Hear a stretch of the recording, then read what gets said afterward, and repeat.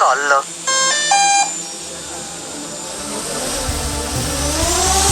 Fréquence Drone, la première web radio francophone dédiée aux télépilotes et acteurs des filières drones aériens, terrestres, aquatiques et subaquatiques. Interview. Fréquence Drone. Bonjour à toutes et bonjour à tous. Bienvenue sur Fréquence Drone. Alors je suis avec Robin Gaujon, qui est un des fondateurs de la société Aerotech 8, et nous sommes aujourd'hui sur la centrale d'EDF de Brenilly, qui va nous expliquer ce qu'est Aerotech 8 et ce qu'est son produit. Bonjour Robin. Bonjour Thierry. Alors, qu'est-ce que Aerotech 8 ? Aerotech 8, c'est une société britannique qui fabrique un drone in the box dans lequel on peut mettre n'importe quel type de drone, des drones DJI, mais aussi des drones Parrot, pour des cas d'usage en rapport avec la sécurité principalement. On va parler plus exactement peut-être de surveillance, non ? C'est surveillance par drone, c'est ça ? C'est ça, surveillance de site. Ici, sur le site de Brenilly, nos clients utilisent le drone pour des rondes périmétriques. Intérieur et extérieur, là où les gardiens avant faisaient des rondes à pied, maintenant ils font des rondes par drone. Ça n'empêche pas qu'ils vont voir si jamais le drone a vu quelque chose, il se déplace quand même. Ah oui, bien sûr, le drone c'est un outil, ça remplace pas ni le gardien ni le fait qu'il faille se déplacer de temps en temps. En cas de levée de doute, on envoie le drone sur là où une levée de doute a été signalée. Par exemple, hier on nous a rapporté un grillage cassé qui n'a pas été pris en compte directement. On a utilisé le drone qui a volé en ligne droite vers la zone qui a été signalée, et on s'est rendu compte que c'était quelque chose qui avait déjà été vu et pris en compte, mais une levée de doute qui a été résolue grâce à l'usage du drone. En fait, c'était un arbre qui était tombé sur la clôture, ça avait été pris en compte, et derrière, le drone a pu ensuite aller vérifier s'il n'y avait pas d'autres gens qui pouvaient passer par cet endroit. C'est ça, donc fausse alerte, mais une utilisation du drone hors ronde, dans ce cas-là, levée de doute, et voilà, une résolution du problème rapide. Ça me fait penser à d'autres cas d'usage qui ont été mis en œuvre l'été dernier lors des incendies dans la région, parce qu'il faisait une sécheresse qu'on n'avait jamais vue auparavant. On utilisait le drone, pas pour de la levée de doute sécurité, mais dans ce cas-là, un usage un peu plus latéral, où on mettait le drone en position stationnaire en milieu de site pour voir l'avancée de l'incendie vers la centrale, parce que la centrale, élément critique, élément sensible aussi, stockage de fuel, risque d'incendie. Donc on utilisait le drone pour prévoir les actions. D'ailleurs, il y avait tellement de feux et d'incendies qu'il y avait un brouillard de fumée sur la centrale. Donc c'était un événement stressant, et grâce au drone, grâce à la caméra thermique du drone, on a pu mesurer la distance par rapport à l'incendie, la dangerosité, et on a pu prendre une décision ou pas d'évacuer ou de rester sur site. Rappelons qu'ici, la centrale EDF, elle est en Céveso B. Céveso seuil bas, donc on est très fiers et contents de pouvoir participer à la sécurité des sites critiques pour le territoire national, mais aussi sur d'autres sites critiques où on est également, pour citer la France, sur d'autres sites, le Royaume-Uni en particulier, là où on a notre siège social. On est aussi dans des sites sensibles, des sites de fabrication de munitions, stockage de munitions, des sites aussi de production d'électricité, des sites nucléaires. Donc c'est un outil utile pour ce genre de site. Alors, rappelons que la surveillance par drone se fait en ce qu'on appelle en BVLOS, c'est-à-dire en vol hors vue, puisque l'agent de sécurité qui a la vue sur le drone au démarrage et à l'atterrissage, et après, il contrôle tout sur son écran. C'est ça l'avantage du produit, c'est l'agent, en tout cas l'agent de sécurité en l'occurrence ici, reste dans son bureau. La station automatique de drone, le drone in the box, s'occupe d'allumer le drone, de le faire décoller. Le drone ensuite vole de manière automatique sur tout le site, un site qui fait plus d'1 kilomètre de long. On a déjà fait des sites de 2 kilomètres de long, donc le drone est définitivement, carrément hors vue, grâce aux trajectoires préprogrammées, et aussi une étude de risque adaptée grâce à notre partenaire Aeropixie qui nous aide dans l'écriture des études SORA qui nous permettent de faire ce genre de vol BVLOS. On vole en BVLOS, hors vue, tout en respectant la réglementation nationale.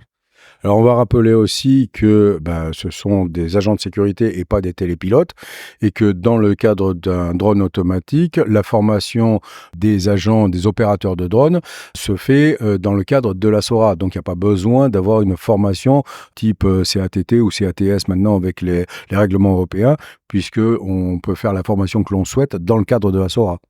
Oui, exactement. La SORA nous donne pas seulement la possibilité d'utiliser notre produit en mode hors vue, il nous donne aussi la possibilité de former, alors c'est nous qui formons les télépilotes à l'usage de nos produits sur le site en question, mais la SORA, l'étude de risque, l'étude de faisabilité inclut le fait que les agents n'aient pas leur diplôme de télépilote national, donc ils sont dispensés d'aller dans un centre de formation, de faire une formation d'une semaine, d'aller dans le centre DGAC pour passer leur diplôme, qui peut être intensif et long.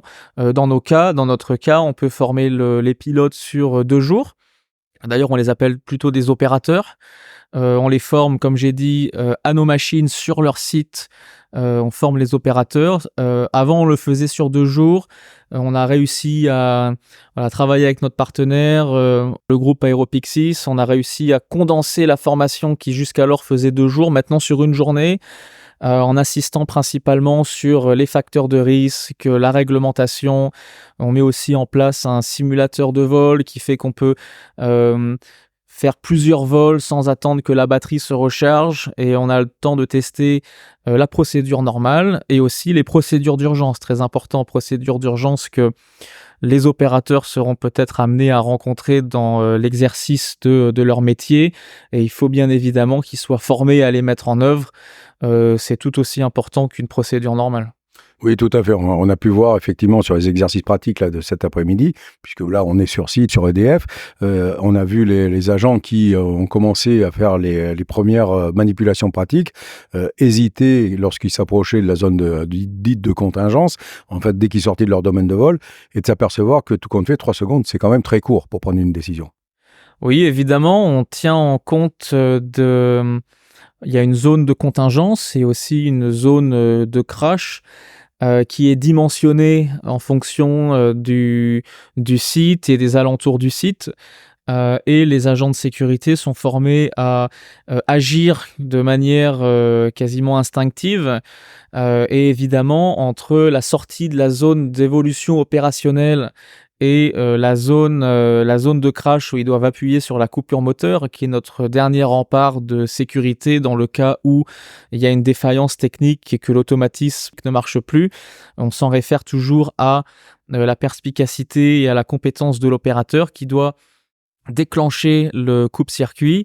Et évidemment, la zone de contingence a été designée ou calculée de telle sorte à ce qu'elle permette un temps de réaction au gardien de 3 secondes pour se rendre compte que le drone sort de sa zone d'évolution et que l'opérateur se prépare à appuyer sur le bouton du coupe-circuit. Et s'il voit que le drone ne s'arrête pas grâce aux procédures automatiques et que le drone continue, dès la sortie de la zone de contingence, on appuie sur le bouton. Et là, le drone tombe dans sa zone de crash, qui a été dimensionnée à cet effet d'ailleurs, dans laquelle il n'y a quasiment rien, dans le cas ici du site de la forêt. Et on le rappelle, appuyer sur le bouton d'arrêt d'urgence n'est pas du tout pénalisant. Au contraire, on préfère que le drone tombe dans les conditions prévues, des conditions de sécurité prévues à cet effet, plutôt qu'il y ait un fly-away ou une complication liée à une défaillance. Donc on est très content des mécanismes de sécurité qui soient à la fois automatisés et aussi manuels par les opérateurs. Alors, pour nos auditeurs qui seraient des sociétés qui auraient besoin éventuellement d'un tel produit, entre le moment où on te commanderait un tel produit et le moment où il pourrait être livré opérationnel, il faut compter combien de temps à peu près ? On a du stock, mais on a aussi beaucoup de demandes. Donc, en ce moment, on a un carnet de commandes À l'heure actuelle, notre carnet de commandes, il faut 2 mois et demi entre la signature du contrat et le versement de l'acompte, jusqu'à la livraison du produit chez le client.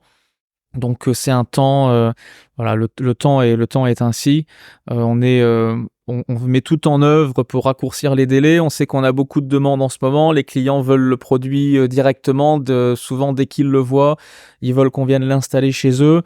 On a un accompagnement entre la demande du client et celle où elle est livrée. En France, on a notre concessionnaire du groupe Aéropixie qui s'occupe des relations commerciales avec les clients, que ça soit de l'avant-vente jusqu'à la livraison. Et nous, derrière, en tant que fabricant, on met tout en œuvre pour raccourcir les délais, fabriquer les produits, le contrôle qualité et la livraison chez le client. Rappelons que tout ça, c'est indépendant de l'analyse SORA, qui ne dépend pas donc ni de ton produit, ni de ta volonté, mais qui dépend de la capacité de la DSAC à lire et à analyser l'analyse de risque qui a été rédigée. Ça, c'est vrai, c'est bien de le mentionner, que les gens soient au courant des conditions dans lesquelles on leur vend le produit. C'est vrai que au-delà de la livraison, on ne peut pas utiliser le drone directement sans une autorisation pour la sécurité de tous. Et on voit ça d'un œil bienveillant, une autorisation qui fait en sorte que le client sache dans quelles conditions utiliser son produit, tout en tenant compte de l'espace aérien dans lequel son site se trouve et aussi de l'espace terrestre. Donc il faut faire ce qu'on appelle une étude SORA, qui est un mot anglais mais qui veut dire Risk Assessment, analyse de risque, où on analyse le risque sol, le risque air, les conditions d'utilisation du drone pour le site en question. Et ça, c'est un dossier qu'on prépare. On a une trame, mais ensuite on la personnalise pour le client. Donc ça peut aller relativement vite pour pour la préparer. Mais ensuite, il faut l'envoyer à validation à l'aviation civile. Voilà, on compte des délais qui peuvent aller d'un mois à plusieurs mois. Ça peut aller plus ou moins vite en fonction de la complexité du dossier, mais aussi de la charge de travail. On comprend qu'ils soient sollicités par beaucoup d'exploitants, pas pour que du drone in the box, mais aussi d'autres cas. Les drones, c'est un marché en plein développement et l'aviation civile, je suppose, met tout en œuvre et fait du bon travail pour nous donner des autorisations, s'assurer que tous les exploitants font leur business dans des conditions de sécurité optimales. Et on est très content de travailler avec l'aviation civile et d'entretenir de bons rapports avec eux dans le passé et futur pour nos prochains déploiements sur les sites à venir. Alors bon, on a parlé de la construction du matériel après une commande, on a parlé de l'analyse SORA, on peut parler aussi du service plus qui est rendu, puisque derrière on a aussi un contrat de maintenance qui est livré avec, une formation bien évidemment, on a parlé tout à l'heure de la formation, mais c'est inclus aussi dans le package, et ensuite tout ce qui est maintenance curative et préventive, avec des cycles de maintenance, on va dire trimestriels, c'est ça ? Oui, c'est ça. Alors, pour répondre directement à la question, la maintenance du drone se fait de manière trimestrielle par nos partenaires. Et d'ailleurs, j'en profite pour élargir ma réponse à l'ensemble des services qu'on propose.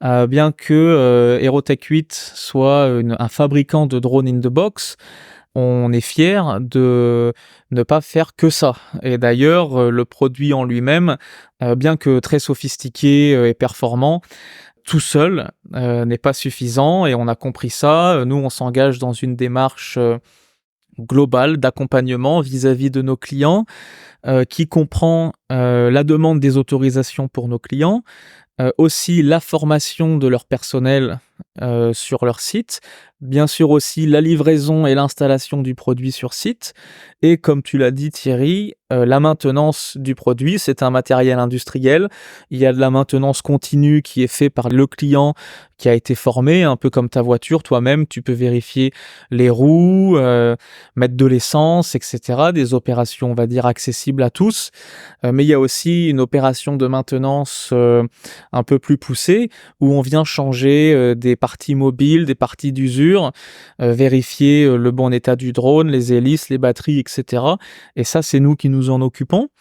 Alors quand je dis que c'est nous, c'est Aerotech 8 qui dicte un peu les fréquences de maintenance et aussi qu'est-ce qu'il faut changer. C'est nous le constructeur, mais on s'appuie également sur notre concessionnaire Aeropixis, dont on vient de signer une collaboration d'exclusivité sur le territoire après de nombreuses années de collaboration sur d'autres projets.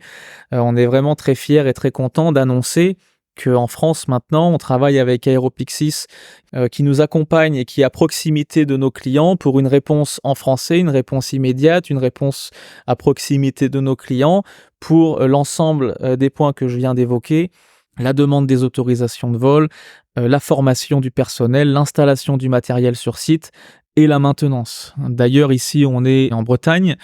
Et grâce au réseau du concessionnaire du groupe Aeropixis, on a réussi à trouver des personnes sur place, à proximité du client, à moins de 2 heures, qui peuvent venir faire la maintenance du produit et aussi la formation des agents sur site. On est très content d'avoir un temps de réponse de 2 heures. Ça, c'est pour nous, on en est très fiers. Moins de 24 heures, 2 heures, c'est exceptionnel et pour nous, c'est le niveau de qualité qu'on veut apporter aux clients. Bon, aujourd'hui, on est effectivement sur Brenny, et donc sur la centrale, on peut le dire, c'est le CETAC, donc EDF, c'est une centrale à fuel.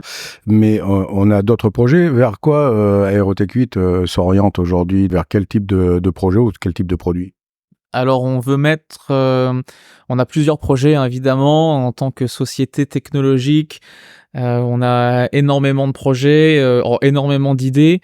Par contre, il faut rappeler que c'est important de se concentrer sur une chose à la fois ou un petit nombre de projets, mais en particulier en France, de ce qu'on a en cours. Nos stations de drones, elles peuvent mettre plusieurs drones à l'intérieur, mais on voit par exemple le dock de DJI qui fait déjà des stations pour le drone DJI. Alors nous qui mettions des drones DJI aussi, peut-être se tourner plutôt sur d'autres constructeurs. Le drone Parrot est une solution 100% française. On fait déjà des drones Parrot, mais pourquoi pas ne faire que des stations de drones pour les drones Parrot qui ont des machines très performantes. On a déjà des clients qui veulent que du Parrot pour des raisons de souveraineté de données pour des questions ils veulent un fabricant français, ils veulent travailler avec des Européens, ils veulent une flexibilité dans la manière dont leurs données sont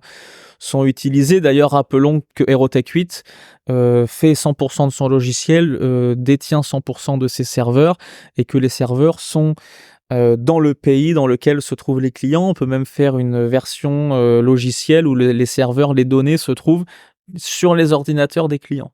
Pour nos clients qui le souhaitent, on a des drones français, des drones européens et un logiciel qui va avec, dont on peut assurer un contrôle des données très strict.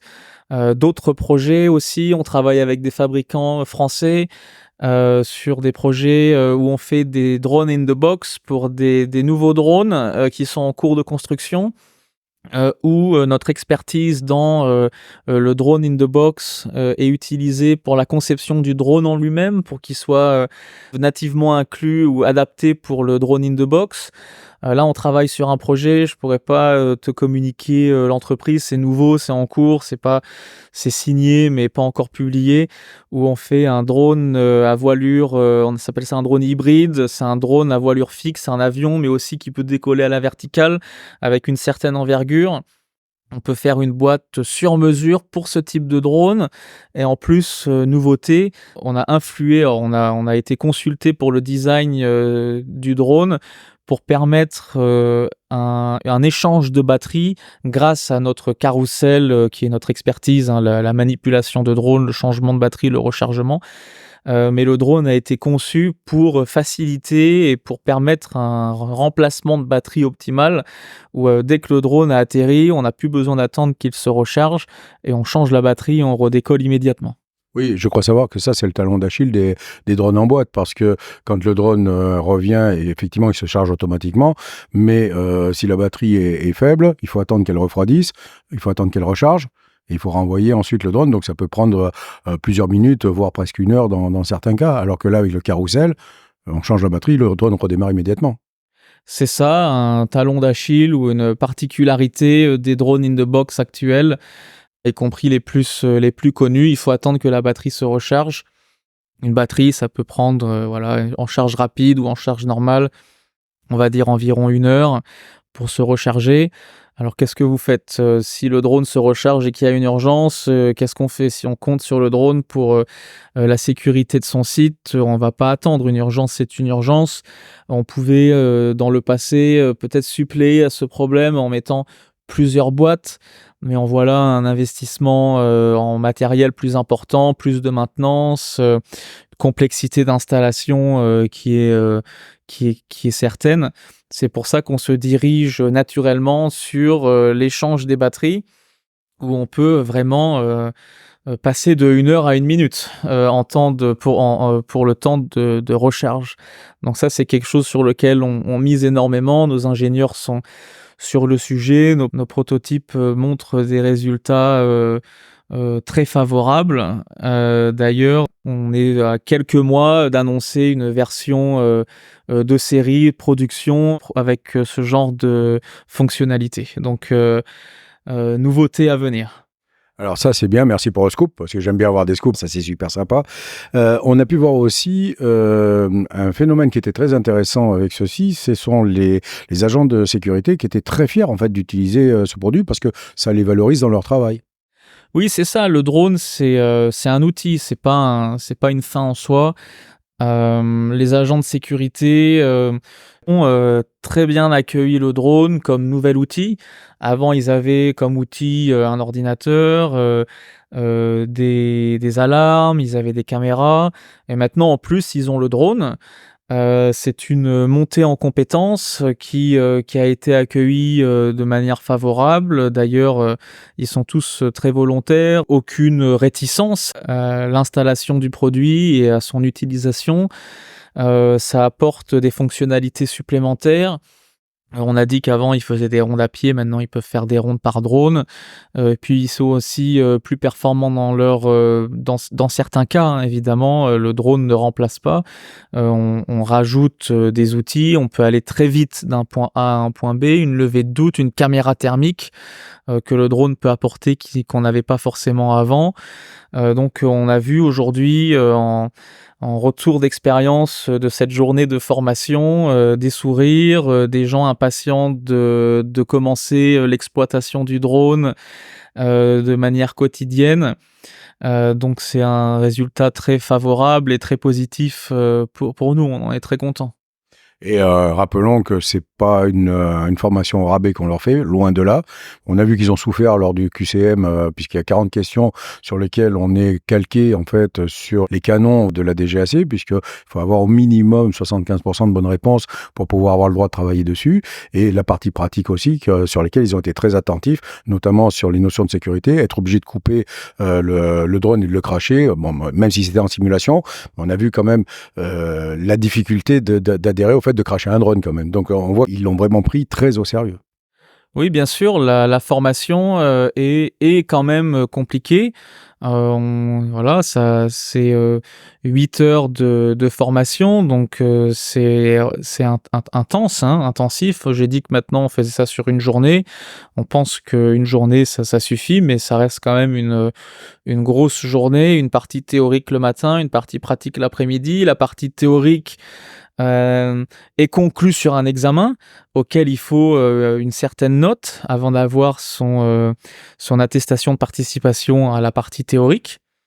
Donc il faut répondre aux questions, il y a un QCM, il y a beaucoup de questions, on explique, etc. Et évidemment, on couvre tous les concepts utiles lors d'une formation de télépilote classique, sauf que là c'est accéléré, mais on n'oublie rien, les dangers liés aux batteries ou liés aux hélices, la météo, la réglementation en vigueur, etc. Pour la partie pratique, voilà, la partie pratique qui se passe plutôt l'après-midi, également intensive. Tous ceux qui ont participé à la réunion ont manipulé le drone, on fait des vérifications visuelles, on fait des procédures normales, mais aussi des procédures d'urgence. Et voilà, les procédures d'urgence à avoir vues en entraînement pour voilà, être sûr que pouvoir être préparé en cas de procédure d'urgence dans la vraie vie ou en opération. Bon, on en a parlé, on a la possibilité de simuler les vols de drones, pas de casse aujourd'hui. Croisons les doigts, pas de casse à aucun moment, mais quoi qu'il arrive, l'analyse de risque est là et le matériel est prêt à garder le site et les opérations en sécurité. Eh bien écoute Robin, moi je vais te remercier parce que c'est des informations qui sont très intéressantes et qui, gageons-le, va intéresser bon nombre de personnes. Alors on rappelle, tu es l'un des dirigeants et des fondateurs de Aerotech 8, qui est une start-up britannique. Mais en tous les cas, bravo pour tout ceci. C'est vrai que nous, on se connaît maintenant depuis pratiquement 4 ans, 3 ans et demi, on va dire. J'ai toujours apprécié, moi, le travail que l'on a fait ensemble et je peux te dire que ce produit-là, je l'apprécie par-dessus tout. Je te remercie. Merci à toi Thierry, évidemment on est une société britannique et on travaille avec le monde entier, avec la France en particulier. J'ai la chance d'être français moi-même et évidemment le marché français est un marché qui est très important pour nous, qui me tient à cœur et qu'on développe grâce à notre concessionnaire. N'hésitez pas à contacter Aeropixis si vous souhaitez avoir des informations sur notre produit. Et je me ferai un plaisir de vous rencontrer lors d'une réunion de préparation ou d'une installation ou d'une visite de site où j'aurai l'occasion d'être en France pour visiter un site avec Aeropixis. Donc je vous dis à très bientôt. Et merci Thierry pour l'entretien d'aujourd'hui, c'était un plaisir de te voir comme toujours. Eh bien je te remercie. On va juste rappeler une chose, c'est que tu nous as trouvé une auberge ici où on n'a pas arrêté de manger, j'ai pris 10 kilos. Alors ça, je te remercie pas pour ça, mais je te remercie pour la qualité de l'accueil et de tout ce qu'on a fait, c'est vraiment génial. Je te remercie beaucoup. Merci. À très bientôt. Une interview réalisée par Thierry Mort pour Fréquence Drone.